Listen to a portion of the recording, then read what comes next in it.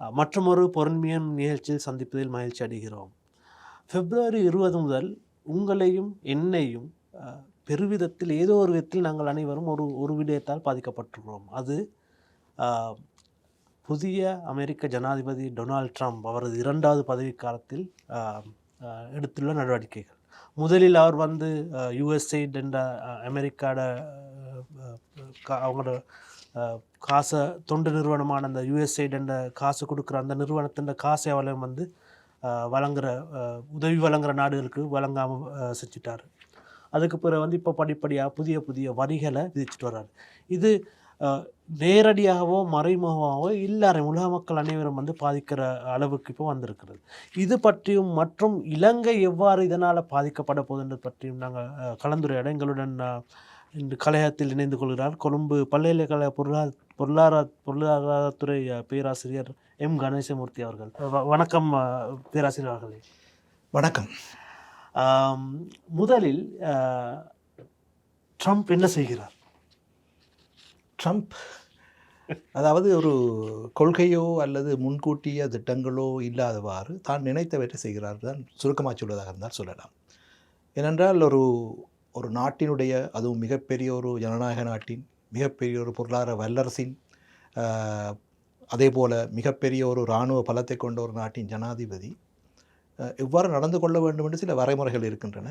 ஆனால் அந்த எல்லாவற்றையும் மீறிய வகையிலே தான் நினைத்தவற்றை முதலிலே அறிவித்துவிட்டு அதன் பிறகு அதற்கான நியாயங்களை தேடுகின்ற ஒரு போக்கிலே செயற்படுவதாக தான் தெரிகின்றது.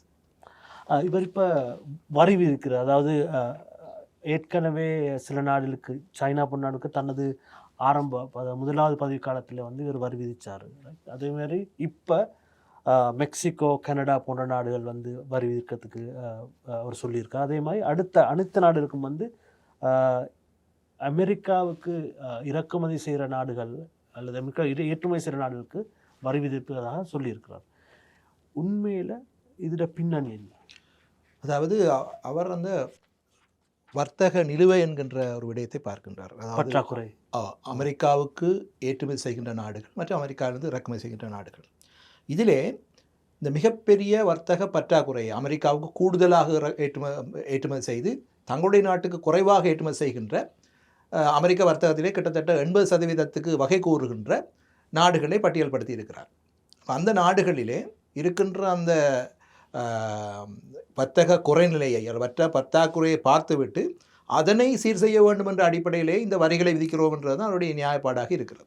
அந்த அடிப்படையிலே EU நாடுகள், நாங்கள் சொல்லுவோம் G20 நாடுகள் மற்றும் நீங்கள் சொன்னது போல சீனா, தங்களுடைய அண்டை நாடுகளான மெக்சிகோ மற்றும் கனடா போன்ற நாடுகளுக்கும் இந்த வரி விதிப்புகள் ஏற்புடையதாக மாறும் என்று சொல்லுகின்றார்.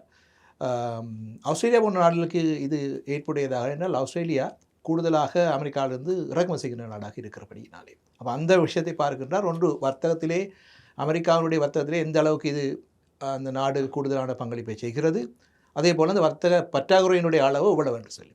இதிலே முக்கியமாக குறிப்பிட வேண்டிய விஷயம், சேவைகள் அடிப்படையிலான வர்த்தகத்தை பற்றி அவர் கருத்திலே கொள்ளவில்லை. முழுமையாக அந்த வணிகம் என்று சொல்லுகின்ற மெர்ச்சன்டைஸ் ட்ரேட் என்று சொல்லுகின்ற தொட்டு உணரக்கூடிய பொருளினுடைய ஏற்றுமதி மற்றும் இறக்குமதியை பற்றி மாத்திரம் தான் அவர் கருத்திலே கொள்ளுகின்றார்.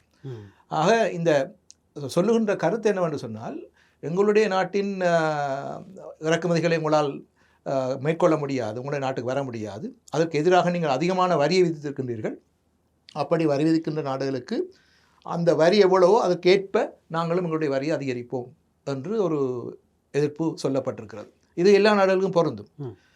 ஆனால் குறிப்பாக அவர் இந்த முறை வந்தபோது வரிவித்த நாடுகள் என்று பார்த்தால் 3 நாடுகள் முக்கியம். மெக்சிகோ, மற்றது கனடா, அடுத்தது சீனா. ஏனைய நாடுகளுக்கு அந்த பொதுவான வர்த்தகத்திலே 80% இருக்கின்ற நாடுகள் என்ற அடிப்படையிலே பெரிய நாடுகள், அதே போல் ஆசிய நாடுகளான வியட்நாம், தாய்லாந்து போன்ற நாடுகளும் அதிலே உள்ளடங்கி இருக்கின்றன, இந்தியா உள்ளடங்கி இருக்கின்றது. இது உண்மையில் வந்து இப்போ உலக வர்த்தகத்தை பொறுத்தளவில் இது வந்து ஒரு பாரிய சவால். ஏன்னா இப்போ எல்லா பொருட்களும் வந்து விலை கூட போகுது. காரணம், புதிய வரி விதிக்கப்பட்டிருக்கு. ஆகவே இது ஒரு உலக வர்த்தகத்தை பொறுத்தவரை, உலக ஏற்றுமதி இறக்குமதி துறையை பொறுத்தவரை எந்த அளவு தூரம் பாதிக்கப்பட போகுது?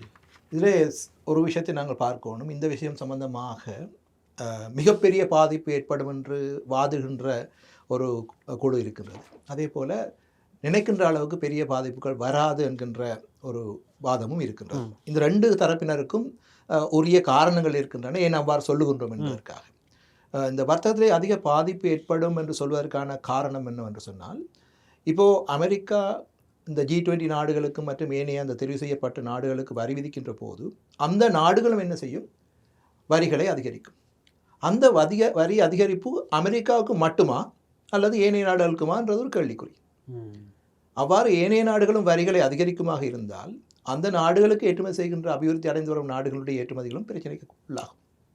ஆகவே இந்த நாங்கள் சொல்லுவோம் ரிட்டாலியேட்டரி டாரிஃப் என்று சொல்லி, அது எதிர்வினையாக பதிலடியாக பதிலடி கொடுக்கும் விதமாக தீர்வுகள் அதிகரிக்கப்படுகின்ற போது அது அமெரிக்காவுடைய பொருட்களுக்கு மாத்திரம் மேற்கொள்ளப்படுமா அல்லது ஏனைய நாடுகளுக்கும் அது ஏற்புடையதாக அமையுமா என்றதுதான் இங்கே உள்ள கேள்வி. ஆக குறிப்பாக இது பல நாடுகளுடைய ஏற்றுமதிகளுக்கு சவாலாக அமையக்கூடும். ஏனென்றால் இந்த இறக்குமதி தீர்வுகளை விதிக்கின்ற போது உள்நாட்டுக்குள்ளே வருகின்ற, அமெரிக்காவுக்கு உள்ளே வருகின்ற, அது மூலப்பொருளாக இருக்கலாம், முடிவு பொருளாக இருக்கலாம், ரெண்டினுடைய விலைகளையும் அதிகரிக்கும். அதனுடைய முக்கியமான பண்பு என்னென்று சொன்னால், அமெரிக்கா இப்போது அதிக அளவு இடைநிலை பொருட்களை பார்ட்ஸ் அண்ட் கம்போனன்ட்ஸை இறக்குமதி செய்யுது. அப்போ அந்த பார்ட்ஸ் அண்ட் கம்போனன்ட் இல்லாமல் அமெரிக்க கம்பெனிகளால் வர்த்தகம் செய்ய முடியாது, உற்பத்தி செய்ய முடியாது. அப்படி உற்பத்தி செய்தாலும் அந்த உற்பத்தி செலவினங்கள் அதிகரிக்கும்.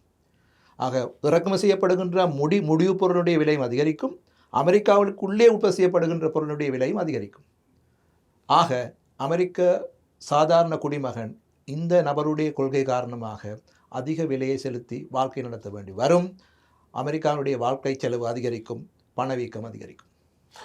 பெருசவரில் இது உண்மையாக ட்ரம்ப் அந்த America first, right, America first அந்த அமெரிக்காவுக்கு முதன்மைத்துவம் வழங்கும் அந்த ஒரு கோட்பாட்டின் கீழ் தான் இது இவங்க செய்கிறாங்க. ஆனால் உண்மையில் இது அமெரிக்கா நிறுவனங்களுக்கும் அமெரிக்காண்ட பொருளாதாரத்துக்கும் எந்த அளவு தூரம் பாதிக்கும் அல்லது நன்மை அளிக்கும்? அமெரிக்காவுடைய பொருளாதாரத்துக்கு நன்மை அளிக்கக்கூடிய மாதிரி இது வராது. ஏனென்றால் அமெரிக்கா உண்மையிலேயே உலக பொருளாதாரத்திலே அதனுடைய பங்கு என்ன என்று பார்க்கும். நாங்கள் அமெரிக்கா பொருளாதாரத்தை எடுத்தோம் என்று சொன்னால் உலக மொத்த பொருளாதாரத்தினுடைய அளவு 2024 ஆண்டிலே கிட்டத்தட்ட 110 ட்ரில்லியன் அமெரிக்க டாலர்கள். இதிலே கிட்டத்தட்ட 25% அல்லது 25 ட்ரில்லியன் அமெரிக்க டாலர்கள் தான் அமெரிக்காவுடைய பொருளாதாரம். ஏனையவை ஏனைய நாடுகளுடைய பொருளாதாரம். அதுக்கு அமெரிக்காவுக்கு அடுத்தபடியாக பெரிய பொருளாதாரமாக இருப்பது சீனா. அதனுடைய அளவு கிட்டத்தட்ட 20 ட்ரில்லியன் அமெரிக்க டாலர்கள். மூன்றாவதாக இருக்கிற ஜெர்மனி, அதனுடைய அளவு வரும் 5 ட்ரில்லியன் அளவு தான் இருக்கிறது. ஆகவே ஏனைய நாடுகளோடு எடுத்து பார்க்கின்ற போது இந்த முதலாவது இடம் 2வது இடம் என்று பார்க்கின்ற போது அமெரிக்காவும் சீனாவும் தான் இருக்கின்றன. அந்த 3வது இடத்துக்குள்ளேயே மிகப்பெரிய ஒரு கேப் இருக்கிறது. ஆக உலக உற்பத்தியிலே அமெரிக்கா முதன்மை பெற்றிருக்கின்றது. ஆனால் அதே வேளையிலே மொத்த உலக வர்த்தகத்தை எடுத்து பார்த்தோமாக இருந்தால், உலக வர்த்தகம் என்று பார்க்கின்ற போது அமெரிக்காவுடைய இடம் கிட்டத்தட்ட 15% தான். அதாவது மொத்த வர்த்தகத்தை எடுத்தோம் என்று சொன்னால் அதிலே 13 தொடக்கம் 15% தான் அமெரிக்காவுடைய வர்த்தகமாக இருக்கிறது. ஆகவே நினைப்பது போல அமெரிக்க பொருளாதாரமானது மிகப்பெரிய ஒரு பொருளாதாரமாக எடுத்துக்கொள்ள முடியாது சர்வதேச வர்த்தகத்தை பொறுத்த மட்டிலே. ஆகவே ஏனைய நாடுகள் முறையான விதத்திலே இந்த கொள்கைகளை எதிர்கொள்ளுமாக இருந்தால், அதற்குரிய எதிர்வினையை காட்டுமாக இருந்தால், இந்த நிலைமை அமெரிக்கா விதித்த இந்த அமெரிக்கா ஃபர்ஸ்ட் என்பது அமெரிக்காவை லாஸ்ட் என்ற இடத்துக்கு கொண்டு போகக்கூடிய வாய்ப்பும் உண்டு. இந்த கொள்கைகள் நெடுங்காலம் தாக்குப்பிடிக்கக்கூடிய கொள்கைகள் அல்ல. இந்த கொள்கைகளினால் அமெரிக்காவினுடைய அந்த உள்நாட்டு பொருளாதாரத்திலே ஒரு சரிவு ஏற்படும். அதே போல் அமெரிக்க மக்களுடைய வாழ்க்கை செலவு அதிகரிக்கும். அது நாட்டிலே ஒரு நிலையற்ற ஒரு நிச்சயமற்ற தன்மையினை உருவாக்கும். இது அமெரிக்க கம்பெனிகளுக்கு சாதகமாக ஒருபோதும் அமையப்போவது இல்லை. ஆனால் சற்று சில தினங்களுக்கு முன்னர் வாசித்த ஒரு விடயம், தென்கொரிய கம்பெனி ஒன்று அமெரிக்காவிலே சென்று தன்னுடைய வாகன அசம்பிளி நிலையை ஆரம்பிப்பதற்காக, ஆகவே ட்ரம்ப் சொல்லுகின்றார், பார் என்னுடைய இந்த கொள்கை அந்த கம்பெனி என்னுடைய நாட்டுக்குள்ளே கொண்டு வந்திருக்கின்றது, ஆக இது வேலை செய்கிறது என்று சொல்லுகின்றார். ஆனால் அடுத்த கட்டமாக அங்கே வருகின்ற அந்த மூலப்பொருட்களுடைய விலைகள், முடிவுப் பொருட்களுடைய விலைகள் அதிகரிக்கின்ற போது பொதுமக்கள் அதை தீர்மானிக்கக்கூடியவர்களாக இருப்பார். ஆரம்பத்தில் இந்த ட்ரம்ப் கொள்கை, அதாவது அந்த முதலாவது பதவி காலத்தில் தான், இப்போ 2வது பதவி காலத்து ஆரம்பித்த நேரம் தான். அந்த நேரத்தில் இந்த இவருடைய கொள்ளையை இது ஒரு சீனாவுக்கு எதிரான ஒரு பொருளாதார கொள்கையாக தான் மக்கள் வந்து இதை கருதுனாங்க. ஆனால் இப்போ இது வந்து உலகளாவிய ரீதியில் இவர் இதை வந்து செஞ்சுட்டு போகிறாரு. என்ன காரணம்? இந்த கொள்கையைத்தான் பொதுவாக சொல்லுவார்கள் அயலவனை பிச்சைக்காரனாக்கும் கொள்கை, பெகதாய் நெய்ப பாலிசின்னு சொல்வார்கள். அயலவனையும் பிச்சைக்காரனாக்குகின்ற ஒரு கொள்கை தான் இந்த தீர்வைகளை அதிகப்படுத்துகின்ற கொள்கை.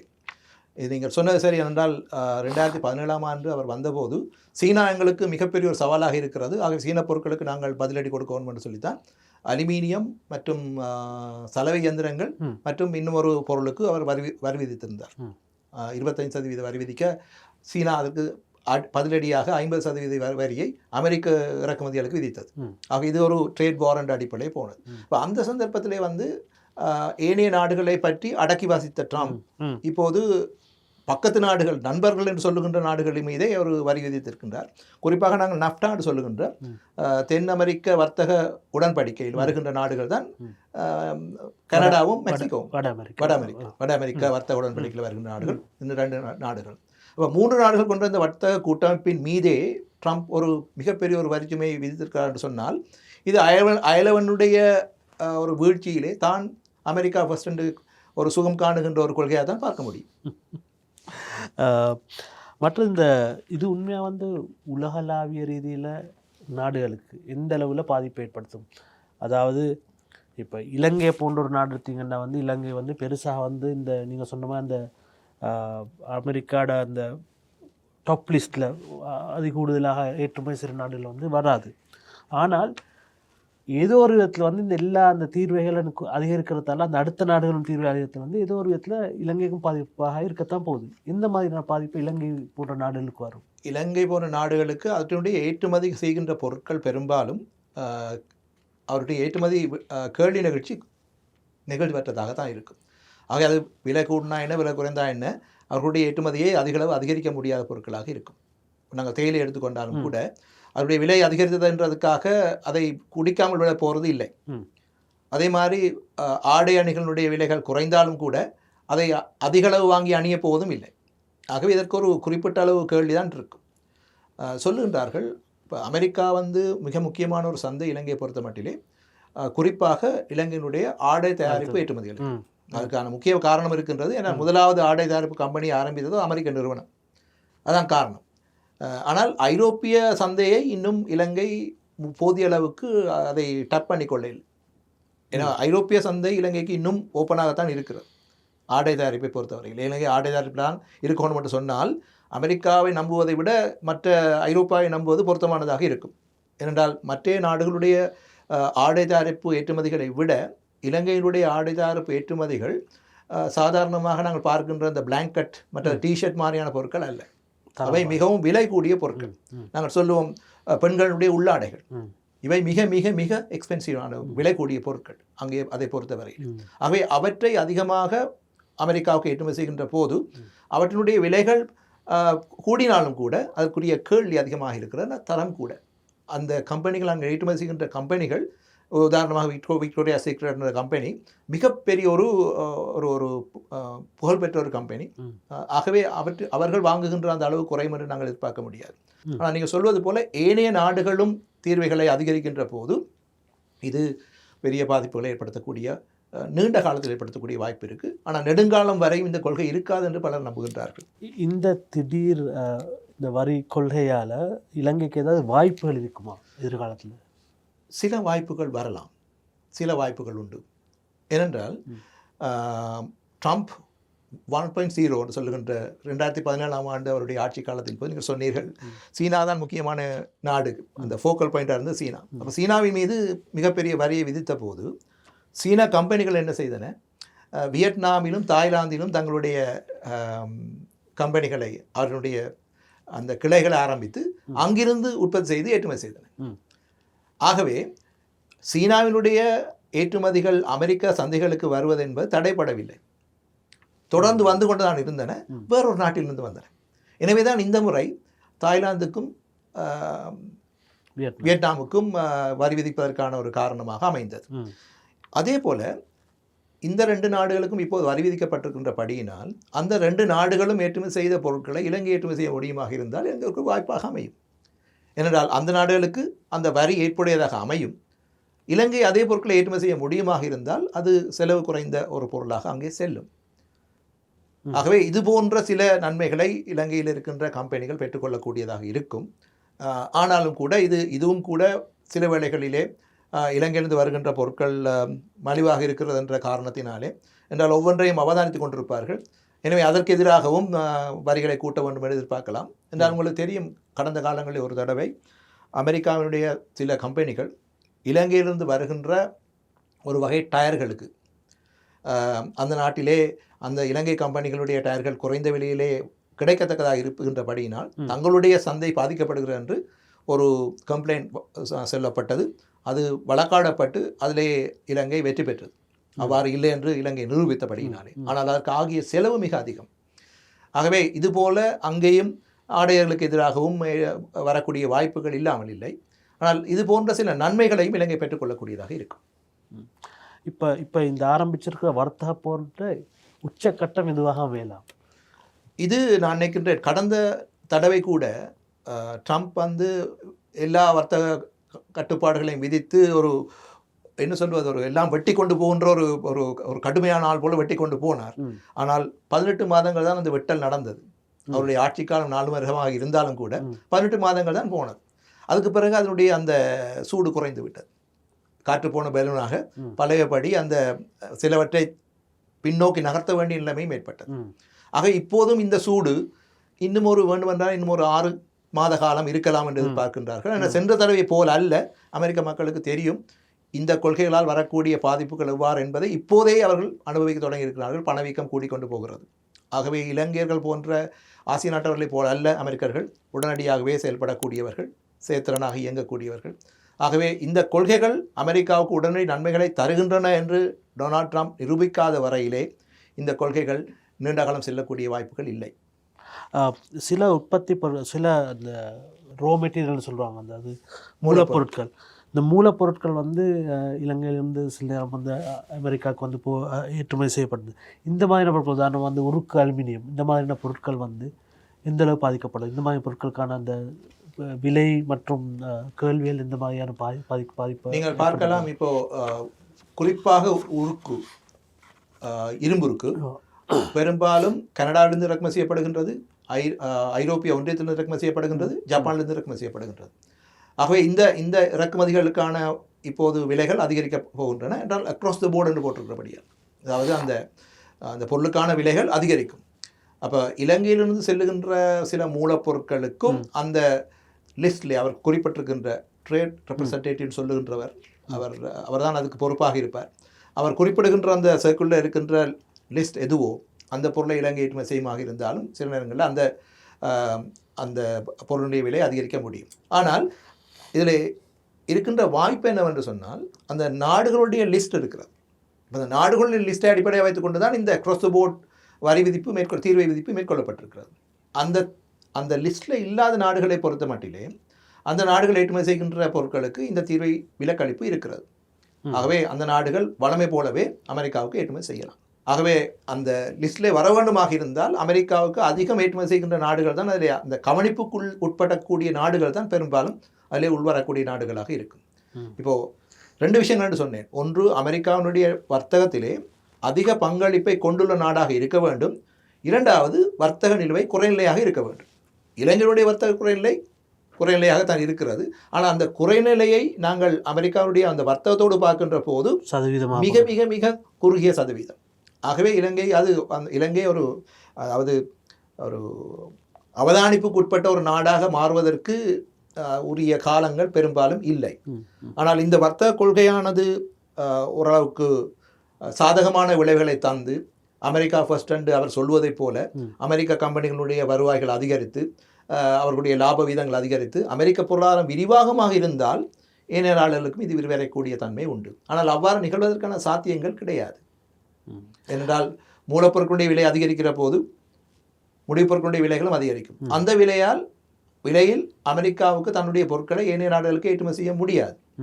அது மட்டுமல்லாமல் அமெரிக்கா உலக வர்த்தகத்திலே ஒரு 15% தான் தன் வசம் வைத்திருக்கிறது என்று சொன்னால் ஏனைய நாடுகளுடைய சந்தைகளை பயன்படுத்திக் கொள்ளலாம். குறிப்பாக ஆசிய நாடுகளுடைய சந்தைகளை பயன்படுத்திக் கொள்ளலாம். இலங்கையை பொறுத்த மட்டிலே இதில் இருக்கின்ற மிக நன்மை என்னன்னு சொன்னால் அயலிலே இருக்கின்ற இந்தியா மிக ஒரு தீவிரமான ஒரு வளர்ச்சியை கண்டு வருகின்றது. குறிப்பாக இந்தியாவினுடைய தென் மாநிலங்கள் ரெண்டும், கேரளாவும் தமிழ்நாடும் 6% வளர்ச்சி. அப்படியாக இருந்தால் இந்த இந்த இந்த இந்தியாவினுடைய மத்தியதர வகுப்பு கிட்டத்தட்ட 300 மில்லியன் பேர் இன்னும் சில காலங்களிலே 300 மில்லியனை தாண்டும் என்று சொல்லுகின்றார். ஆகவே அமெரிக்கா என்கின்ற ஒரு மிகப்பெரிய தூரத்தில் இருக்கின்ற ஒரு சந்தையை நோக்கி அசைவதை விட பக்கத்தில் இருக்கின்ற சந்தையை நோக்கி அசையலாம். அந்த முறையான ஒரு திட்டத்தின் மூலமாக இலங்கை குறிப்பாக வெளிநாட்டு நேரடி முதலீட்டை கவர்வதன் மூலமாக இந்தியாவிலிருந்தோ அல்லது சீனாவிலிருந்தும் கூட இங்கு உற்பத்திகளை செய்து அந்த சந்தையை கைப்பற்றுவதற்கு முயற்சிக்கலாமே ஒழிய அமெரிக்க சந்தையை நினைத்து அழுவதனால் பிரயோசனம் இல்லை. இந்த வரி விதிப்போட வந்த இன்னொரு விஷயம்தான், அதாவது அமெரிக்கா வலிமையாக கொடுத்து வந்த சில பணங்கள், அதாவது உதவித்தொகைகள் நிறுத்திருக்கு. உதாரணத்துக்கு WHO வேர்ல்டு ஹெல்த் ஆர்கனைசேஷனில் உலக சுகாதார ஸ்தாபனத்துக்கு கொடுத்து வந்த காசு, மற்றது வேர்ல்டு ட்ரேட் ஆர்கனைசேஷன் இன்றைக்கு அவங்க அதை நிறுத்தியிருக்கிறாங்க, உலக வர்த்தக ஸ்தாபனம். இதே மாதிரி USAID உதவித்தொகையாக அது நிறைய விஷயங்கள் சுகாதாரத்துக்கு கல்விக்கு அப்படி நிறைய இது காசு கொடுத்தாங்க. இதெல்லாம் இவங்க நிறுத்திட்டாங்க. இது இப்படி போனோன்னா என்ன நடக்கும்? நீங்கள் சொன்ன விஷயம் ஆரம்பத்தில் சொன்னீர்கள், அந்த USAIDன்றது அது இலங்கைக்கு ஒரு மிகப்பெரிய பாதிப்பை ஏற்படுத்திய ஒரு சம்பவம். அது ஏனென்றால் அந்த உதவியை நிறுத்திய போது நிறுத்தப்படுகின்ற காலப்பகுதியில் கிட்டத்தட்ட 10 ப்ரொஜெக்ட்ஸ் இலங்கையினுடைய அந்த அமைச்சுகளிலே நடைமுறைக்கு இருந்தன. கடந்த வரவு செலவு திட்டத்தின் போது கிட்டத்தட்ட 1.39% இந்த ப்ரொஜெக்டுகளுக்காக இலக்கிடப்பட்டது. இப்போது அந்த பணம் வரவில்லை. கிட்டத்தட்ட முழு பட்ஜெட்டில் 3.9% அந்த பணம் வராது என்றால் அந்த பணத்தை இலங்கை அரசாங்கம் வேறு மூலாதாரங்களே தேட வேண்டிய ஒரு நிலை இருக்கிறது. அதுதான் நேரடி பாதிப்பு. கிட்டத்தட்ட $2 பில்லியன் அமெரிக்க வரையிலே இதுவரையிலே USAID மூலமாக இலங்கைக்கு கிடைத்திருக்கிறது. இந்த பணம் நிறுத்தப்பட்டது இலங்கை பொறுத்த மட்டிலே இலங்கையுடைய வரவு செலவு திட்டத்திலே இந்த வருடம் ஒரு பாதிப்பை ஏற்படுத்தும். ஒரு 1.3% என்று சொன்னாலும் கூட அது பெரிய ஒரு பணம் என்று வருகின்ற போது மிக ஒரு கணிசமான தொகை தான். நீங்கள் அடுத்தது சொன்னீர்கள், இந்த சர்வதேச நிறுவனங்களுக்கு, குறிப்பாக உலக சுகாதார ஸ்தாபனம் பயங்கரவாதிகளுக்கு உதவுகின்ற நிறுவனம் என்று அவர் சொல்லியிருந்தார். சரிதானே? அதே போல உலக வர்த்தக நிறுவனம் ஒரு நியாயமாக நடந்து கொள்ளவில்லை என்றது குற்றச்சாட்டு. இவ்வாறு இந்த சர்வதேச நிறுவனங்களுக்கு வழங்கப்படுகின்ற நிதியை குறைப்பதன் மூலமாக ட்ரம்ப் என்ன எதிர்பார்க்கிறார் சொன்னால் அவர்களை மண்டியிட வைக்கலாம் என்று எதிர்பார்க்கிறார். இந்த நிறுவனங்களுக்குரிய அமெரிக்காவுடைய கோட்டா எப்படி நிர்ணயிக்கப்பட்டது என்று சொன்னால், ஆரம்பத்திலே இந்த நிறுவனங்கள் ஆரம்பித்த போது இருந்த அந்த பொருளாதாரங்களினுடைய அளவை வைத்து தான் அந்த கோட்டா அவர்களுக்கு வழங்குகின்ற பணம் நிர்ணயிக்கப்பட்டது. இப்போ சீனா உலகினுடைய 2வது பொருளாதாரமாக வந்திருக்கின்றது. ஆனால் சீனாவுக்கு இந்த நிறுவனங்களிலே அதனுடைய உரிமையான பங்கு வழங்கப்படவில்லை. ஆக உண்மையை சொல்ல போனால் அமெரிக்கா அதுக்கு அவர்களுக்கு பணம் வழங்க வேண்டிய அவசியம் இல்லை. சீனா அவர்களை ஈடு செய்யலாம். ஆனால் அதனை மேற்குலக நாடுகள் ஏற்றுக்கொள்ளுமா என்பது ஒரு அரசியல் பொருளாதாரம் சம்பந்தமான ஒரு வினாவாக இருக்கும். அப்படி இல்லாவிட்டால் இதை ஒரு லெவல் பிளேயிங் ஃபீல்டுன்னு சொல்லுவோமே, சமமாக அனைவரும் விளையாடக்கூடிய ஒரு மைதானமாக இருந்தால் சீனா இது விடயத்திலே மிகப்பெரிய ஒரு பங்களிப்பை செய்யலாம். இப்போ அமெரிக்கா இந்த நிறுவனங்களுக்கான நிதி பங்களிப்பை குறைக்குமாக இருந்தால் மாற்று வழிகளை அவர்கள் நாட வேண்டி வரும். ஐரோப்பிய ஒன்றியம் கூடுதலான பங்களிப்பை செய்ய வேண்டி இருக்கும். அதே போல ஜப்பான் போன்ற நாடுகளும் பங்களிப்பை செய்ய வேண்டிய ஒரு நிலைமை வரும். அவர்களை பங்களிப்பை செய்ய வைப்பது தான் ட்ரம்பினுடைய நோக்கமாகவும் இருக்கும். ஆனால் சீனா அதிலே முன்வருமா அல்லது சீனா அதற்குள்ளே நுழையுமா என்பது சம்பந்தமாக அவர்கள் கண்ணிலே எண்ணெய் விட்டு பார்த்து கொண்டிருப்பார்கள்.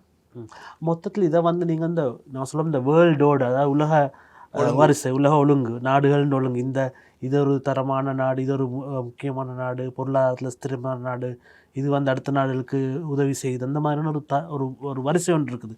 இந்த வரிசையில் ஒரு பெரிய மாற்றத்தை காண்றீங்களா இந்த கொள்கை மூலம்? இந்த கொள்கை மூலமாக அமெரிக்கா உலக நாடுகளிலே உலக நாடுகள் மத்தியிலே ஒரு முதன்மையான நாடு, ஒரு கேர்டேக்கர், ஒரு பொலிஸ்மேன், சரிதானே, ஒரு ஒரு முதன்மை நாடு, ஒரு கேர்டேக்கர், இது வந்தாலும் அமெரிக்கா இருக்கின்ற அந்த ஒரு ஒரு ஒரு ஒரு பின்புலம். அதே போல் உலக போலீஸ்காரன் யார் என்ன குற்றம் செய்தாலும் உடனே ஓடி போய் மத்தியஸ்தம் வைக்கின்ற ஒரு நாடு என்ற அத்தனை அந்தஸ்தையும் இந்த கொள்கைகள் முழுமையாக சிதறடித்திருக்கின்றன. ஆகவே இந்த கொள்கைகள் என்னை பொறுத்தவரையிலே நெடுங்காலம் செல்ல முடியாது. இந்த கொள்கைகளுடைய விளைவுகளை அமெரிக்க மக்கள் சந்திக்கின்ற போது அவர்களால் அதனை பொறுத்து கொள்ளவும் முடியாது. அது வெகு விரைவிலே இதற்குரிய ஒன்றில் இவருடைய கொள்கைகளை, இவருடைய அந்த சொன்ன விஷயங்களை இவர் மீள வாங்கி கொள்ள வேண்டியிருக்கும், அதனை நிறுத்த வேண்டியிருக்கும், இவர் ஆட்சியிலே நீடிக்க வேண்டுமாக இருந்தால். அப்படி இல்லாவிட்டால் மிகப்பெரிய ஒரு எதிர்ப்பலைகளை அமெரிக்காவுக்குள்ளேயே அவர் சந்திக்க வேண்டும். உதாரணமாக கனடாவில் இருக்கிற ஒரு மாநிலத்தில் வந்து அமெரிக்கர்கள் வசிக்கிற அவங்களுக்கு வந்து டேக்ஸை கூட்டி விட்டாங்க, அமெரிக்கர்களுக்கு மட்டும். அமெரிக்கர்கள் மட்டும். அதே மாதிரி இப்போ சுற்றுலாத்துறையை பொறுத்தவரையிலும் செய்யலாம். இப்போ உதாரணத்துக்கு வந்து ஒரு நாட்டுக்கு சுற்றுலா வந்து அமெரிக்கர்களுக்கு மாத்திரம் வந்து வரியை கூட்டி விடலாம். இன்னொரு விதத்தில் சொல்கிறேன்னா, இப்போ சீனா பொறுத்தவரை சீனாண்ட பெருந்தொகையான பணம் வந்து முதலீடாக இருக்க வந்து அமெரிக்காவில். அமெரிக்காவுக்கு கடன் வழங்கிய மிக முக்கியமான நாடு சீனா தான். அதான் சொல்கிறேன். இப்போ அதை வந்து அவங்களுக்கு வந்து எடுக்கலாம், திருப்பி எடுக்கலாம். உடனடியாக பணம் வேணும் கொடுத்து தான் ஆக வேண்டும். என்ன செய்யலாம்? அப்போ இது உண்மையாக வந்து ஒரு இப்போ ட்ரம்ப் உண்மையாக வரி விதித்தாலும் இதோட ரிப்பர்கஷன் அல்லது இதோட எதிரொலி வந்து இது வரைக்கும் அவர் காணலைன்னு தான் நான் என்ற கருத்து. இல்லை, அவர் காணாமல் இருப்பதற்கு காரணம் என்னன்னு சொன்னால், அவருடைய அந்த கொள்கைகள் எதுவுமே எந்த ஒரு கொள்கைகளை அடிப்படையாக கொண்டதாகவும் எந்த ஒரு பொருளாதார கோட்பாடுகளை அடிப்படையாக கொண்டதாகவோ வேறு நாடுகளிலே பின்பற்றப்பட்டு வெற்றி அடைந்ததாகவோ இல்லை. அவர் அந்த கொள்கைகளை அமுல்படுத்திவிட்டு அதற்கான காரணங்களை தேடுகின்றாரே ஒழிய இவற்றுக்கு அடிப்படையிலான கொள்கைகள் எந்த ஒரு இடத்திலும் இல்லை. இந்த வரி விதிப்பு என்பது ஒரு பொருளாதார ஒரு கொள்கை இருக்கிறது, ஆப்டிமல் டாரிஃப்னு சொல்லி ஒன்று. அதாவது அந்த ஒரு குறிப்பிட்ட நாட்டுக்கு ஒரு வரி விதிக்குமாக இருந்தால் அந்த வரி விதிப்பின் காரணமாக அந்த நாடு அதிகளவு வரி வருவாய் திரட்டலாம், ஒரு தீர்வை வருவாய் திரட்டலாம். அது எப்போ சாத்தியமாகும் என்று சொன்னால், அந்த நாடு ஒரு தனியுரிமை சக்தியை கொண்ட நாடாக இருக்கும். அந்த நாடு அந்த பொருளை ஒரு பெரிய அளவிலே உற்பத்தி செய்கின்ற நாடாகவும் வேறு நாடுகள் அதற்கு போட்டியாக இல்லாமல் இருக்க வேண்டும். குறிப்பாக நாங்கள் சொல்லுவோம், இந்த ஆகாய விமானங்கள், பயணிகள் விமானங்கள் எடுக்கின்ற போது 2 கம்பெனிகள் தான் இருக்கு, போயிங்கும் ஏர்பஸ். இப்போ போயிங் என்றது அந்த மாதிரியான ஒரு கம்பெனி வருகின்ற போது அமெரிக்காவுக்கு அதில் ஒரு முதன்மை தானம் இருக்கிறது. அதன் மீது வரி விதிக்கின்ற போது, இறக்குமதி செய்யப்படுகின்ற இது வரி விதிக்கின்ற போது அது அமெரிக்காவுக்கு நன்மையாக அமையலாம். ஏன்னால் ஏனைய நாடுகளுடைய நிறுவனங்களும் அவர்களுடைய பொருட்களை தான் வாங்க வேண்டியிருக்கு. ஆனால் இந்த முதன்மைத்தானம் என்பது ஓரிரு பொருட்களுக்கு தான் அமெரிக்காவுக்கு இருக்கிறதே ஒழிய, சேவைகள் என்று வருகின்ற போது முதன்மைத்தானம் அமெரிக்காவுக்கு தான் இருக்கிறது. பெரும்பாலான சேவைகள் கம்பெனிகள், கூகுளாக இருக்கலாம், மற்ற சமூக ஊடகங்களாக இருக்கலாம், அத்தனையுமே அமெரிக்காவில் தான் இருக்கின்றன. ஆகவே சேவைகள் துறையிலே அமெரிக்காவுடைய டாமினன்ஸ் என்றது, முதன்மைத்தானம் என்பது இன்னும் இருக்கிறது. ஆனால் பொருள் என்று வருகின்ற போது ஆகாய் விமானம் போன்ற ஓரிரு பொருட்கள் தவிர ஏனைய பொருட்களை பொறுத்த மட்டிலே அமெரிக்காவுக்கு தனியுரிமை கிடையாது. அமெரிக்காவில் உற்பத்தி செய்யப்படுகின்ற அமெரிக்க பிராண்ட் என்று எடுக்கின்ற எந்த பொருளையும் எடுத்து பார்த்தாலும் அதிலே வெளிநாடுகளுடைய பங்களிப்பு, அவர்களுடைய பார்ட்ஸ் அங்கே இருப்பதை காணலாம். ஏன் போயிங்கில் விமானங்களிலே கூட ஏனைய நாடுகளுடைய பாகங்கள் பொருத்தப்பட்டிருக்கின்றன. ஆகவே அமெரிக்க பொருள் அல்ல அது. அவ்வாறு பார்க்கின்ற போது இந்த இவருடைய கொள்கைகள் வந்து அமெரிக்க பொருளாதாரத்துக்கும் அமெரிக்க நிறுவனங்களுக்கும் மிகப்பெரிய பாதிப்பாக அமையுமே அல்லாமல் அது உதவுவதாக அமையக்கூடிய வாய்ப்புகள் மிக அரிது. நீங்கள் சொன்னீங்க அந்த சேவைகள் அந்த சர்வீஸ்ன்னு சொல்கிறது, அதுக்கு கூகுள், ஃபேஸ்புக், ட்விட்டர் இந்த மாதிரியான போன்ற சேவைகள், ஒரு சோஷியல் மீடியா, சமூக வலைத்தளங்கள், இதுக்கு உண்மையாக வந்து தனி உரிமை வந்து அமெரிக்கா இருக்குது. இப்போ இந்த மாதிரியான சேவைகளுக்கு வந்து அடுத்த நாடுகள் வந்து வரி விதிக்க தொடங்கினா என்ன நடக்கும்? செயல்பட முடியாது. அவர்கள் வரி விதித்தார்கள் என்று சொன்னால் அமெரிக்க கம்பெனிகளால் மற்ற இடங்களில் தாக்கு பிடிக்க முடியாது. உதாரணமாக ஸ்டாலின் எடுத்துக்கொள்ளுங்கள், வரி விதித்தால் என்ன நடக்கும்? மற்ற நாடுகள் அவருடைய அந்த கொள்கைகள் எந்த பிரயோசனத்தையும் கொண்டு வராது. ஆகவே வரி என்பது ஒரு குறிப்பிட்ட ஒரு காலப்பகுதிக்கு ஒரு நாடு தற்காலிகமாக சில நன்மைகளை பெறுவதற்காக விதிக்கலாமே அல்லாமல், இந்த தீர்வுகளை அதிகரிப்பதன் மூலமாக உலகத்திலேயே நன்மைகளை பெற்றுக்கொண்ட நாடுகள் என்று சொல்லக்கூடிய நாடுகள் மிக மிக அரிது. நான் சொன்னேன், அந்த மொனோபாலி பவர் இருந்தால் மாத்திரம்தான் அதனுடைய நன்மைகள் அந்த ஆப்டிமம் டாரிஃப் என்ற அடிப்படையிலே கிடைக்கக்கூடும். அதுவும் நீண்ட காலத்துக்கு முடியாது, ஒரு குறுங்காலத்துக்கு மட்டும்தான் அது ஏற்புடையதாக அமையும். ஆகவே இவருடைய இந்த அமெரிக்கா ஃபர்ஸ்ட் என்ற கொள்கையின் அடிப்படையிலே அவர் விதிக்கின்ற தீர்வைகள், மற்ற நாடுகள் எந்த அளவு எங்களுக்கு தீர்வை விதிக்கிறோம் அதே மாதிரி நாங்களும் தீர்வை விதிப்போம் என்று சொல்லிக்கொண்டு போகின்ற இந்த போக்கு அமெரிக்காவினுடைய பொருளாதாரத்துக்கு தான் மிகப்பெரிய பாதிப்பாக அமையும். அந்த நாட்டுக்கு ஏற்றுமதி செய்கின்ற நாடுகளுடைய ஏற்றுமதிகள் பாதிக்கப்படலாம். ஆனால் அமெரிக்காவினுடைய உலகம் அமெரிக்காவிலே வர்த்தகத்துக்காக தங்கியிருக்கின்ற அளவு வெறும் 15% மட்டும்தான். ஆகவே ஏனைய நாடுகளுடைய சந்தைகள் காத்து கிடக்கின்றன. அவற்றை சரியான முறையிலே இயக்குவமாக இருந்தால், அந்த சந்தைகளை வினைத்திறனாக பயன்படுத்த முடியுமாக இருந்தால், அமெரிக்காவுடைய இந்த கொள்கைகள் அமெரிக்காவுக்கே பேக்ஃபயர் ஆகக்கூடிய விதமாக மாற்றியமைக்கப்பட முடியும். பேராசிரியரில் இந்த இந்த இந்த கொள்ளையை வந்து நீங்கள் உண்மையாக வந்து அமெரிக்கா தண்ட முக்கியத்துவத்தை இழக்கிற ஒரு கொள்ளையாக கருதுறீங்களா உலகத்தில் அமெரிக்காவுடைய முக்கியத்துவம் இழக்கப்படக்கூடிய, மிக கடுமையாக பாதிக்கப்படக்கூடிய ஒரு கொள்கையாக தான் நான் பார்க்கின்றேன். இந்த அமெரிக்கா என்ற ஒரு நாடு ஒரு மிகப்பெரிய போராட்டத்தின் மூலமாக சுதந்திரம் பெற்ற ஒரு நாடு, ஜனநாயக விழுமியங்களை பேணுகின்ற நாடு என்ற அடிப்படையிலே, உலகளாவிய ரீதியிலே பல உதவிகளை செய்கின்ற நாடு என்ற அடிப்படையில் தான் பலரும் அறிந்திருக்கின்றார்கள். இப்போது செய்யப்படுகின்ற இந்த இந்த நடவடிக்கைகள் அமெரிக்காவை தனிமைப்படுத்தும், அமெரிக்காவை ஐசோலேட் பண்ணும் ஏனைய நாடுகளிலிருந்து எல்லா வகைகளிலும்.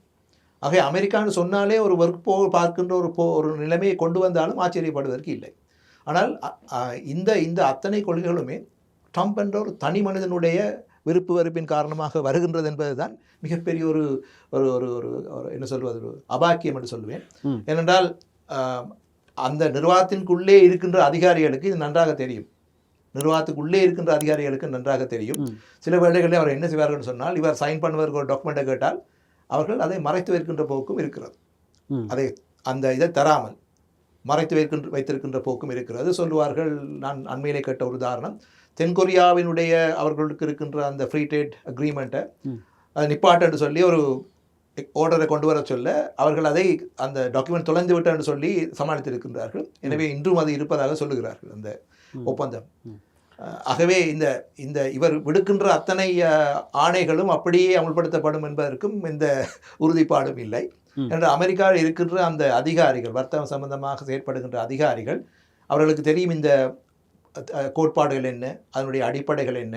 ஆக அவர்களால் செய்யக்கூடியதை தவிர்க்க முடியாதை மட்டும் செய்து கொண்டிருக்கிறார்கள் ஒழிய, இவற்றை அப்படியே அது சொல்லப்பட்ட விதமாகவே அமல்படுத்துவார்கள் என்றும் நாங்கள் எதிர்பார்க்க முடியாது. என்றால் தன் தலையிலே தானே மண்ணை அள்ளி போடுகின்ற ஒரு வகையிலே பொருளாதார கோட்பாடுகள் மாறவும் இல்லை, உலக நடைமுறைகள் மாறவும் இல்லை. ஒரு குறிப்பிட்ட ஒரு ஆட்சியாளர் வந்து அதை மாற்றியமைக்க சொல்லுகின்ற போது அங்கே இருப்பவர்கள், அதில் ஈடுபட்டிருப்பவர்கள், குறிப்பாக இப்போது பலரும் எழுத தொடங்கி இருக்கிறார்கள், இந்த கொள்கைகளுக்கு எதிராக எழுத தொடங்கி இருக்கிறார்கள். ஆகிய அவை வெளியே வருகின்ற போது இந்த கொள்கைகள் நீண்ட காலம் செல்லக்கூடிய வாய்ப்புகள் இல்லை.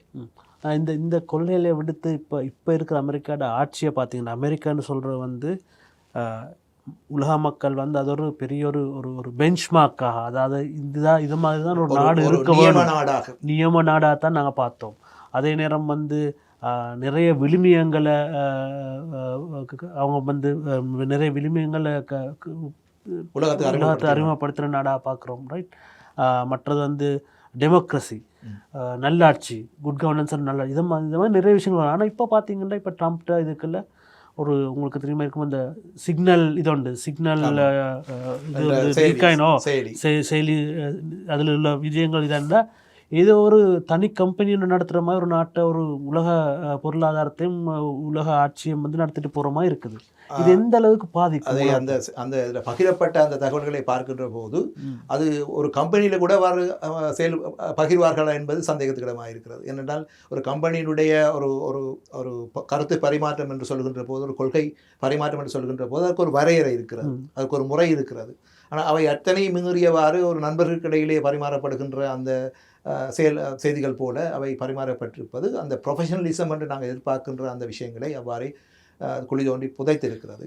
ஆகவே நாங்கள் ஒரு ஒரு கற்பனையிலே செய்து வைத்திருக்கின்ற அமெரிக்காவுக்கு முற்றிலும் மாறான வகையிலே இவை பகிரப்பட்டிருப்பது, அந்த பகிரப்பட்ட தகவல்களிலே உள்ளடங்கி இருக்கின்ற விடயங்களை பார்க்கின்ற போது இது ஒரு ஒரு என்ன சொல்வது, ஒரு நியமத்துக்கு உட்படாத ஒரு வகையிலான ஒரு ஆட்சி முறை அல்லது ஒரு நிர்வாக முறை செயற்படுவதை போன்ற ஒரு போக்கு தென்படுகின்றது. நம்மை விட அமெரிக்க மக்கள் இதனை தெளிவாக புரிந்து கொண்டிருப்பார்கள். இப்போ இந்த அடிப்படையில் வந்து இப்போ நாங்கள் இப்போ இவங்களோட இந்த வரி விதிப்பு, மற்றது இவங்க நடந்து கொள்கிற விஷயங்கள், இந்த அடிப்பில் வந்து இலங்கையை பொறுத்தளவில் இலங்கை எப்படி இதை வந்து ஒன்று சமாளிக்கலாம், ரெண்டாவது வந்து எப்படி இதில் அனுகூலங்கள் எப்படி நாங்கள் பெற்றுக்கொள்ளலாம்? சமாளிப்பது என்றால் இப்படித்தான். ஏனென்றால் இலங்கை அமெரிக்காவோடு எப்போதுமே நல்லுறவை பேணி இருக்கின்ற ஒரு நாடு, அதனை தொடர்ந்து பேண வேண்டும். அமெரிக்காவிலே இருக்கின்ற ஆட்சியாளர்கள் பிழைவிடுவார்கள் என்பதற்காக வேண்டி இலங்கை அதற்கு எதிராக கருத்து சொல்லப் போவது தற்கொலைக்கு சமம். அதை செய்யக்கூடாது. அமெரிக்காவுடன் மிக சிறந்த ஒரு நல்லுறவை இனியும் பேண வேண்டும். இதற்கு மேலும் முன்னர் இருந்தது போலவே அதற்கு அப்பாலும் பேண வேண்டும். அது முதலாவது.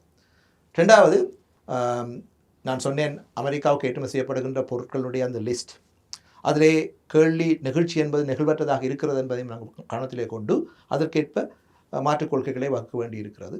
நடுத்தர கால அடிப்படையில் நீண்ட கால அடிப்படையில் என்ற அடிப்படையில் பார்க்கின்ற போது ஒரு குறிப்பிட்ட நாட்டை அல்லது உடைய சந்தையிலே நம்பி இருப்பது எவ்வளவு பாதகமானது என்பதை இது எங்களுக்கு புரிய வைத்திருக்கின்றது. ஆகவே ஏற்றுமதிகளை பன்முகப்படுத்துகின்ற அதே வேளையிலே ஏற்றுமதி சந்தைகளையும் பன்முகப்படுத்த வேண்டிய ஒரு சூழல் இருக்கிறது. நான் நிலவே சொன்னேன், இலங்கை ஆசியாவை நோக்கி நகர வேண்டும் என்கின்ற அந்த கருத்து மீள வலியுறுத்தப்பட்டிருக்கிறது. ஆசியாவை நோக்கி அதனுடைய பார்வையை செய்ய வேண்டும் என்பது. பக்கத்திலேயே இருக்கின்ற இந்தியா ஒரு நல்ல வாய்ப்பு. சீனா கூட இன்னொரு வாய்ப்பாக அமையலாம். எல்லா பொருட்களையும் சீனா இலகுவாக மலிவாக உற்பத்தி செய்தாலும் கூட இன்னும் சீன சந்தையில் விற்கப்படக்கூடிய இலங்கை பொருட்களை நாங்கள் அடையாளம் காணலாம். அதே போல் வெளிநாட்டு நேரடி முதலீடுகளை இந்த இரு நாடுகளிலிருந்து கவர வேண்டிய அடிப்படை இருக்கிறது. அவ்வாறு வருகின்ற போது அந்த கம்பெனிகளை இங்கிருந்து ஏற்றுமதி செய்யக்கூடிய வாய்ப்புகள் வரும் நமக்கு. ஆகவே மாற்று வாய்ப்புகளை நோக்கி நகர வேண்டிய ஒரு இக்கட்டான சூழ்நிலையிலே இலங்கை இருக்கிறது. உடனடியாக இந்த கொள்கை மாற்றத்தின் காரணமாக பாதிப்புகள் ஏற்படாவிட்டாலும் கூட இந்த கொள்கை தொடர்பாக இருந்தால் இலங்கை பாதிக்கப்படக்கூடிய வாய்ப்புகள் இருக்கிறது. இலங்கை பொருட்களுக்கான சந்தை வாய்ப்புகள் அங்கே குறையக்கூடிய வாய்ப்புகள் வரும். அந்த பணவீக்க அதிகரிப்பு காரணமாக 25% ஏற்றுமதி என்பது சாதாரண விடயம் அல்ல. 25% ஏற்றுமதிகளிலே பாதிப்பு ஏற்படுமாக இருந்தால் இலங்கையினுடைய ஏற்றுமதி சம்பாத்தியங்களிலும் மிகப்பெரிய ஒரு பாதிப்பு ஏற்படும். அதே போல் எங்களுக்கு 2028ஆம் ஆண்டிலிருந்து கடன் மீள செலுத்த வேண்டும். ஆகவே எங்களுக்கு டாலர் அவசியப்படுகிறது. ஆகவே இருக்கின்ற சந்தை ஒன்றை இழந்து விடுவது என்பது மிகப்பெரிய ஒரு துர்ப்பாக்கியமாக அமையும். ஆகவே மாற்றுச் சந்தைகளை உடனடியாக தேட வேண்டிய கட்டாயம் இருக்கின்றது. இருக்கின்ற சந்தையை இழந்து விடக்கூடிய அபாயம் இருக்கின்றது. இந்த ரெண்டுக்கும் முகம் கொடுக்க வேண்டிய நிலையில் இலங்கை இருக்கிறது. பிறசேரில் இந்த இந்த புதிய கொள்ளையை அறிமுகப்படுத்த சந்தர்ப்பம் எப்படின்னா, இலங்கை ஒரு புதிய அரசாங்கத்துக்கு இல்லை, அனுபவம் இல்லாத ஒரு அரசாங்கத்துக்கு இல்லை, அதே நேரம் IMF ஒரு திட்டத்தின் கீழ் இருக்கிற சந்தர்ப்பம், பொருளாதார நெருக்கடியிலிருந்து மீண்டு வர சந்தர்ப்பம். நாங்கள் இப்போ இன்னும் இதுவரைக்கும் கடன் கொடுக்க வெளிநாட்டு கடன்களை செலுத்த தொடங்க போகிறோம் 2028 நீங்கள் சொன்ன மாதிரி. இந்த அடிப்படையில் இலங்கைக்கு இது எந்த அளவு பாதிக்கும், அல்லது இலங்கையின் பொருளாதார வளர்ச்சி அல்லது வேலை வாய்ப்பில் எந்த அளவு பாதிக்கும்? ஒவ்வொரு நெருக்கடியும் ஒவ்வொரு அபாயமும் புதிய வாய்ப்புகளையும் சேர்த்தே வழங்குகிறது. சுனாமியின் போது பார்த்தோம் பெரிய அளவான அழிவுகள். ஆனால் அது ஒரு வாய்ப்பை வழங்கியது. இலங்கையினுடைய சுற்றுலாத்துறையை மீள கட்டியெழுப்பதற்கான ஒரு அடித்தளத்தை சிறப்பாக இட்டிருக்க முடியும். இலங்கை அதனை தவறவிட்டது. அதே போல் இந்த பொருளாதார நெருக்கடி இலங்கைக்கு இன்னொரு வாய்ப்பினை தந்திருக்கின்றது. இப்போது பொருளாதாரம் படிப்படியாக தன்னை சுதாகரித்து கொண்டு மீள வர தொடங்கி இருக்கின்றது. இப்போ இந்த காலகட்டத்திலே மேற்கொள்ளப்படக்கூடிய கொள்கைகள் இலங்கையை அடுத்த கட்ட பொருளாதார வளர்ச்சியினுடைய பாதைக்கு முறையாக இட்டுச் செல்லக்கூடியதாக அமைக்கப்பட வேண்டும். நீங்கள் சொன்னீங்க புதிய ஒரு அரசாங்கம், அனுபவம் இல்லாத ஒரு அரசாங்கம். ஆகவே இதை எவ்வாறு கையாளும் என்பது உங்களுக்கு இருக்கின்ற அதே வினாவும் எனக்கும் இருக்கின்றது. ஆக இந்த கட்டம் என்பது இந்த காலகட்டம் என்பது மிக முக்கியமான ஒரு காலகட்டம். உலக பொருளாதாரம் என்பது அமெரிக்காவினுடைய கொள்கைகளை அடுத்து ஒரு பாதுகாப்புவாத கொள்கையை நோக்கி நகர்கின்ற ஒரு போக்கு தென்படுகின்றது. ஒரு பாதுகாப்புவாத கொள்கையை வைத்துக்கொண்டு இலங்கையினுடைய பொருளாதாரத்தை வளர்க்க முடியுமா என்கின்ற ஒரு நிலைமையும் இருக்கிறது. இலங்கை ஏற்றுமதி சந்தையை நம்பித்தான் வளர வேண்டிய ஒரு கட்டாயம் இருக்கிறது. ஏன்னா இலங்கையினுடைய சந்தையை நீங்கள் பார்த்தா 22 மில்லியன் மட்டும்தான், அதுக்கு மேலே போக முடியாது. ஆகவே மாற்றுச் சந்தைகளை தேடினால்தான் இலங்கையினுடைய பொருட்களை அதிகளவு பேரளவில் உற்பத்தி செய்ய முடியும். அந்த அனுகூலங்களை பெற்றுக்கொள்ளக்கூடியதாக இருக்கும். இலங்கை பொருளாதாரம் மேலும் மேலும் வளர்ச்சி அடைய முடியும். ஆகவே வர்த்தகம் இல்லாமல் இலங்கை பொருளாதாரத்தை வளர்த்தெடுக்க முடியாது. வர்த்தகத்துக்கு எதிரான மிகப்பெரிய ஒரு தாக்குதல் இப்போ உளுந்திருக்கிறது.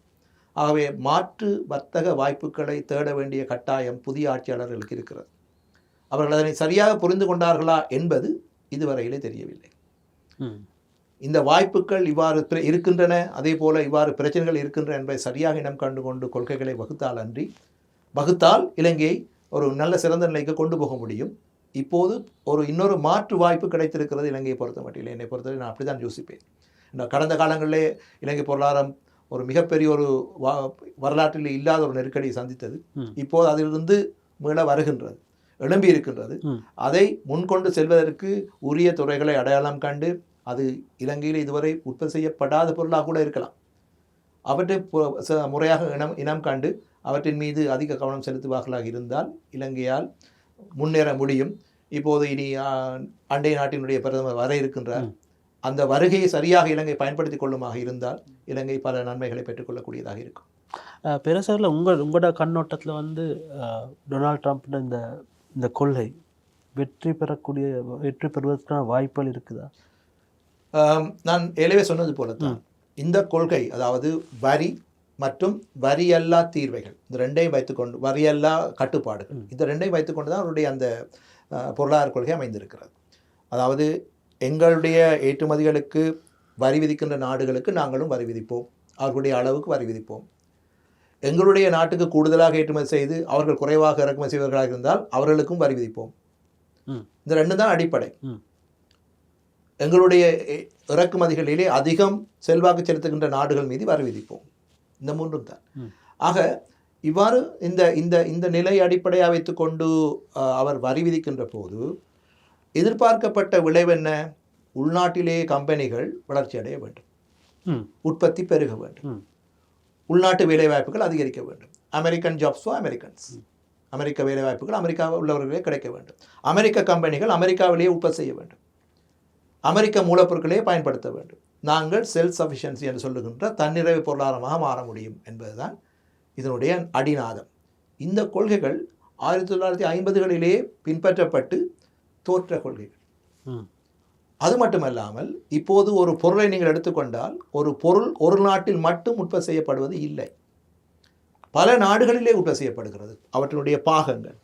அது உலக வர்த்தகம் என்பது இன்று முழுமையான ஒரு பொருளினுடைய வர்த்தகமாக அல்லாமல் பாகங்களுடைய வர்த்தகமாக இருக்கிறது. ஆகவே ஒவ்வொரு நாடும் மற்றொரு நாட்டிலே தங்கி இருக்கிறது. அமெரிக்கா மட்டும் நான் எல்லாவற்றையும் நானே உற்பத்தி செய்கிறேன் என்று வெளிக்கிட்டால் அந்த கொள்கை பெரும்பாலும் அது எவ்வளவு பெரிய நாடாக இருந்தாலும் கூட செயற்படக்கூடிய நிலைமை இல்லை என்பதுதான் என்னுடைய கருத்து. ஸோ இந்த இந்த இந்த நிலைமையை சமாளிக்கிறதுக்கு உலக வர்த்தக அமைப்புகளும் உலக நாடுகளும் மேற்கொள்ள வேண்டிய நடவடிக்கை என்ன? இப்போ உதாரணம், இது வந்து ஒரு அசாதாரண நிலைமை, ஒரு நார்மலாக இருந்த நிலைமையிலேருந்து நாங்கள் எப்டாமல் ஒரு அசாதாரண நிலைமைக்கு போகிறோம். இதை வந்து சமாளித்து ஒரு உலக வர்த்தகத்தில் பாதிப்புகள் ஏற்படாமல், மக்களுக்கு பாதிப்புகள் ஏற்படாமல் இருக்கிற மாதிரிக்கு என்ன நடவடிக்கைகள் எடுக்கலாம்? நான் சொன்னது போல் இந்த மற்ற நாடுகள் 85% உலக வர்த்தகத்திலே ஈடுபடுகின்ற நாடுகள் இருக்கிறது தானே. குறிப்பாக சீனா, இந்தியா, பிரேசில் மற்றும் ஐரோப்பிய ஒன்றிய நாடுகள், யூகே, இங்கிலாந்து போன்ற நாடுகள் இது தொடர்பிலே காட்டிய எதிர்வினை என்ன? ட்ரம்ப் வந்து அந்த வரிகளை அதிகரிக்கிற போது சீன பிரதமர் ஏதாவது கருத்து சொன்னாரா? ஒன்றுமில்லை. சரியா? அதே போல் கனடிய பிரதமர் சில கருத்துக்களை சொல்லிவிட்டு நிப்பாட்டி விட்டார், அதுக்கு மேலே போக இல்லை. மெக்சிகோனுடைய பிரதமரும் அவ்வாறு தான். அதாவது ட்ரம்ப் யாரெல்லாம் டார்கெட் பண்ணாரோ அவர்கள் எல்லாமே இதனை ஒரு கண்டுகொள்ளாமல் விட்டு ஒரு போக்கை தான் காணுகின்றோம். ஏனென்று சொன்னால் அவர்களுக்கு தெரியும் இந்த கொள்கையினால் தங்களுக்கு பெரிய பாதிப்பு எதுவும் ஏற்பட போவது இல்லை. அமெரிக்காவுக்கு தான் அதனுடைய பாதிப்பு ஏற்படும். அவ்வாறு பாதிப்பு ஏற்படுகின்ற போது இந்த கொள்கைகளை ரிவர்ஸ் பண்ண வேண்டிய ஒரு கட்டாயம் அவருக்கு ஏற்படும் என்பது பற்றி அவர்களுக்கு மிகுந்த நம்பிக்கை உண்டு. ஆகவே தான் இந்த கொள்கையை இவ்வாறு பின்பற்றினார் என்று சொன்ன உடனேயே உலக ஊடகங்கள் முன் தோன்றி அவர் அத்தனை பேரும் அமெரிக்காவை ஒரு வசைபாடவோ அல்லது அமெரிக்க கொள்கைகளுக்கு எதிரான கருத்துக்களை முன்வைக்கவோ அவர்கள் பெரிதாக யாரும் முன்வந்ததாக தெரியவில்லை. ஆக சுருக்கமாக சொல்ல போனால் இந்த அமெரிக்காவால் முன்னெடுக்கப்பட்ட இந்த பாதுகாப்புவாத கொள்கையை உலக பொருளாதாரத்திலே முதன்மை பெற்றிருக்கின்ற ஏனைய நாடுகள் முக்கியமானதாக கருதவில்லை என்றே கருத்து. நன்றி பேராசிரியர் அவர்களே. இதுவரை ட்ரம்பின் புதிய வர்த்தக கொள்கை அல்ல புதிய வரி கொள்கை எவ்வாறு உலக மக்களையும் இலங்கையினரையும் பாதிக்க போகிறது, அதன் தாக்கம் என்ன, அதன் செல்வாக்கு என்ன, அது தொடர்ச்சியாக கொண்டு செல்லப்பட முடியுமா இல்லையா என்ற போன்ற பல கருத்துக்களை எங்களுடன் கலந்துரையாடிய பேராசிரியர் கணேசலிங்கம் அவர்களுக்கு நன்றி தெரிவித்துக்கொள்கிறேன். நன்றி, வணக்கம். இது போன்ற பயனுள்ள கருத்துக்களை உங்களுக்கும் எங்களுடன் கலந்து கொள்ளலாம்.